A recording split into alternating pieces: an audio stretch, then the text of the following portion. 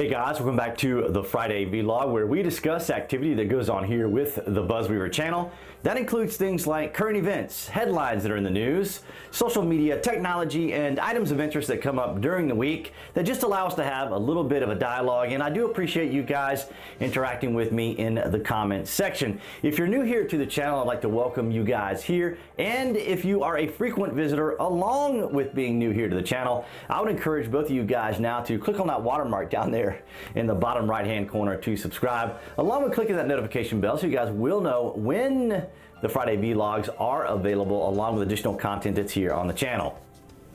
On Thursday, April the 11th, Julian Assange, founder of WikiLeaks, was booted out of the Ecuadorian embassy in the UK.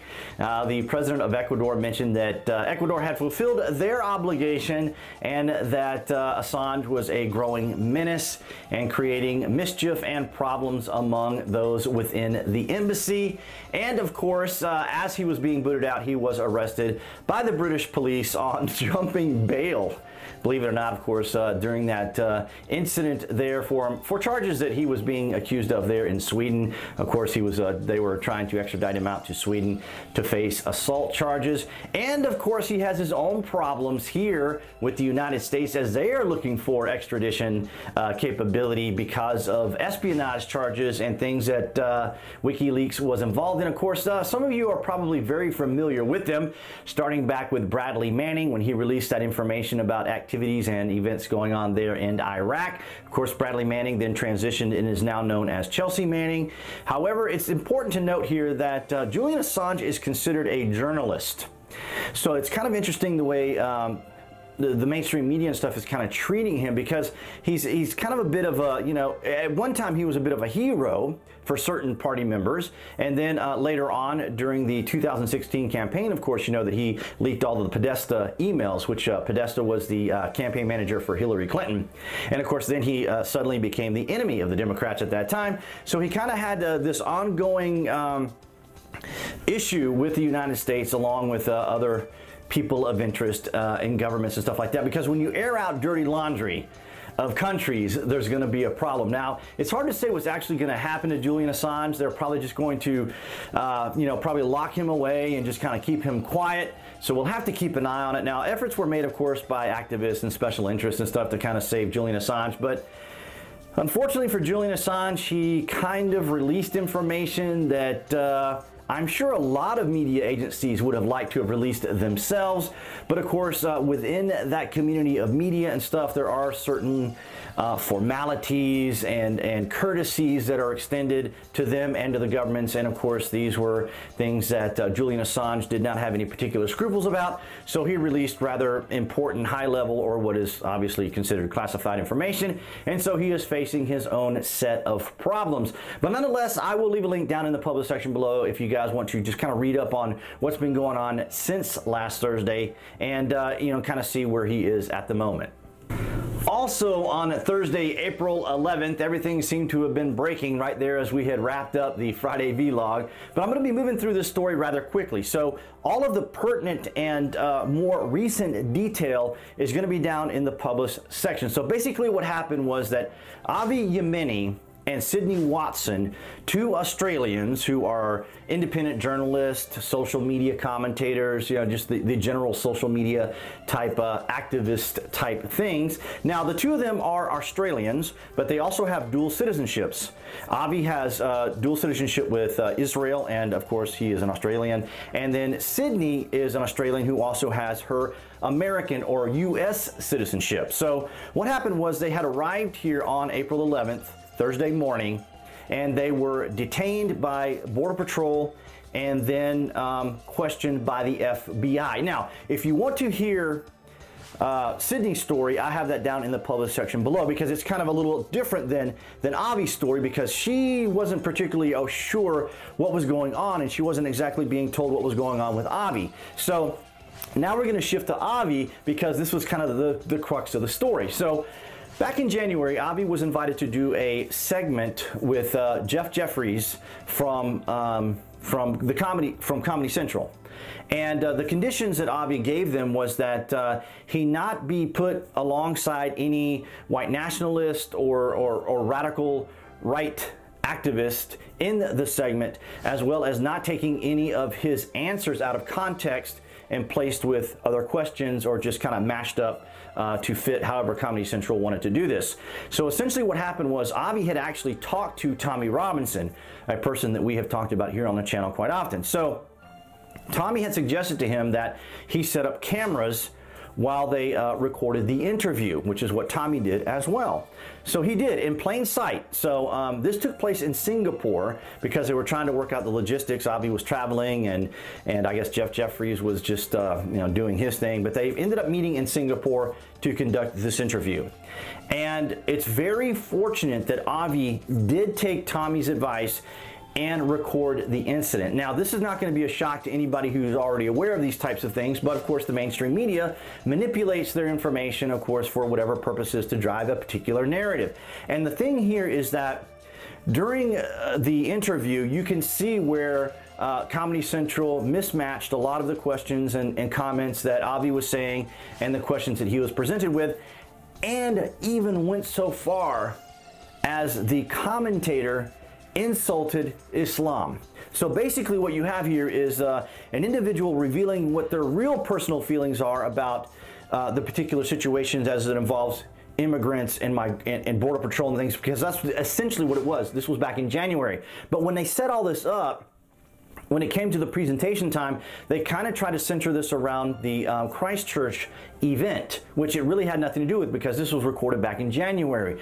So now that you have kind of elements of the context, I would strongly suggest you go down in the comments section to actually see the full detail. So basically what happened was when both Sydney and Avi arrived here in the United States, they were pretty much on like a watch list, as it were, or Comedy Central had reported Avi to the FBI saying that Avi had mentioned that he was coming here to the States, and he was coming here to do the Rubin Report show. He was here to do Steven Crowder's show, and he and Sydney were going to be doing some other projects and some journalistic work and boots on the ground kind of thing, which is what they do.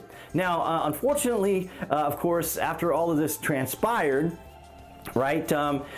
I guess Comedy Central caught wind of the fact that he was coming, and of course Avi was formerly served in the Israeli Defense Force, and he's well versed in combat and things of that nature, Krav Maga and all these kinds of things. So essentially what they were trying to do is, or Comedy Central was trying to paint Avi as coming here to potentially create harm or disruption or whatever, and neither Avi nor Sydney have any violence in their background as journalists, as presenters, as activists, and so forth. Avi is out there, boots on the ground, doing these things time and time again. He wears his kippah, for his Jewish faith. He is a Jew, and so of course he is accustomed to being out there and confronted by these things. And for some reason, Comedy Central, I don't know, maybe a very poor joke or very poor taste on their part to suggest to the FBI that Avi was coming here to perhaps obtain a weapon or do some other things. Now, I want to mention here that both of them made it clear that their experience wasn't entirely pleasant, but at the same time it wasn't incredibly unpleasant as well. The FBI did treat them with levels of respect and dignity. Of course, the Border Patrol a little bit less. Certain individuals, were a little more cordial than others, and so forth and so on. So they wanted to emphasize in all of their commentary that the FBI and the Border Patrol were very professional, handled the situation very professionally. So essentially what happened was Avi was booted from the United States. And so basically what happened was the FBI had cleared him. He was fine with the FBI. The FBI says, okay, you're good to go. We have to turn you back over to Border Patrol and let them make the decision. Now, the thing is that Avi is here in the United States on a waiver. And basically what this waiver allows travelers to do is if you complete the waiver and you're accepted, then you can travel to and from the United States without having to then apply each time for a visa. So basically, when he was going through the waiver, apparently there was a question there that asked, have you ever been denied a visa? And I guess several years ago, I think he said 15 or so years ago, he was denied a visa for some innocuous reason, and he didn't mention it in the documents. And so this was the technicality that the Border Patrol could use against him to kick him out of the United States. Now, going back to Sydney for a moment. Now, when she left Australia, she used her Australian passport to leave the country. But when she arrived in the United States, she used her American passport. Now, The thing that's curious about this, of course, is that she was questioned, but because she is an American citizen, she was released. In other words, she was, able to come into the country because the woman's an American citizen. So, so she's able to do that. So, kind of a point that I was trying to make to people the other day on Twitter and on my social media is that as Americans, we have a lot of privileges. We really do. I know there's a lot of people that complain about, feeling oppressed or alienated, isolated or denied this and denied that. But the United States is a great country. Amazing country here, because we're hearing a lot of things now, especially through social media, where a lot of these countries are arresting people for expressing speech, for expressing opinions and thoughts and things like that. We've been talking about this on the channel for a while, but nonetheless, this really upset me because Comedy Central, I haven't watched Comedy Central in many, many years, but this was just a despicable, ridiculous thing on their part. I totally condemn it. I think it was absolutely unnecessary. Reporting these individuals to the FBI like that was just heinous and ridiculous, and they are trying to get the message out that this happened to them. I'm trying to get the message out that this happened to them because I just find it ridiculous, and just wanted to present this to you guys. I know it was kind of rapid fire, but definitely wanted to get this out to you guys as quickly as I could, or in a format that you understand what it is, and because it's very detailed and very complex. He has done the Rubin report as of this recording. I'm actually watching it. He has, I don't know if he's talked to Steven Crowder. Now, he did do an interview with Steven Crowder via Skype, which is how he's having to do everything right now. No. So currently, he is now going to get his visa, and he is going to come back. He has not been banned from the United States. That's the great thing about the United States, is that despite this little incident, he has not been banned from the United States, so he can return, and I'm looking forward to Avi returning. And Sydney is currently here in the United States right now. I don't know what her particular plans are, but you can follow both of them down there on their channels, down in the public section below, as well as follow their story. I wanted to share that with you guys, and I hope you guys really kind of take note of what transpired here, and of course, you are welcome to share this on your social media as well. On Monday, April 15th of this week, a national tragedy happened, a world tragedy happened, and that was the burning of the cathedral there in Notre Dame in France. Now, this information as of this recording is still breaking. As best we understand it right now, it was a construction fire, or it was an accident relating to the construction there, and many of us watched this live, and of course seeing the heartbreaking images of the cathedral steeple falling, and kind of some people likening it to 9/11 and things of that nature. Fortunately, as we understand it so far, no one was injured, no one was hurt, and that was great. I also learned today that some of the artwork and other treasures within the Notre Dame were saved because it was under renovation. Now, speaking to other people too, I know that it can be rather complex when it comes to these national treasures and things like that, because of just the interest and people that are invested in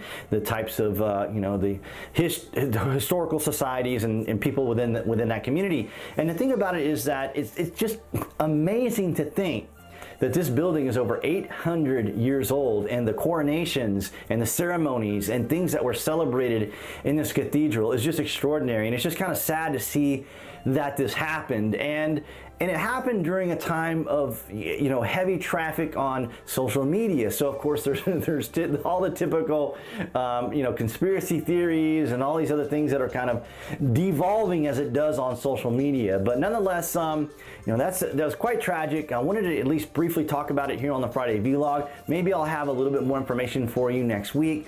But this week was just well.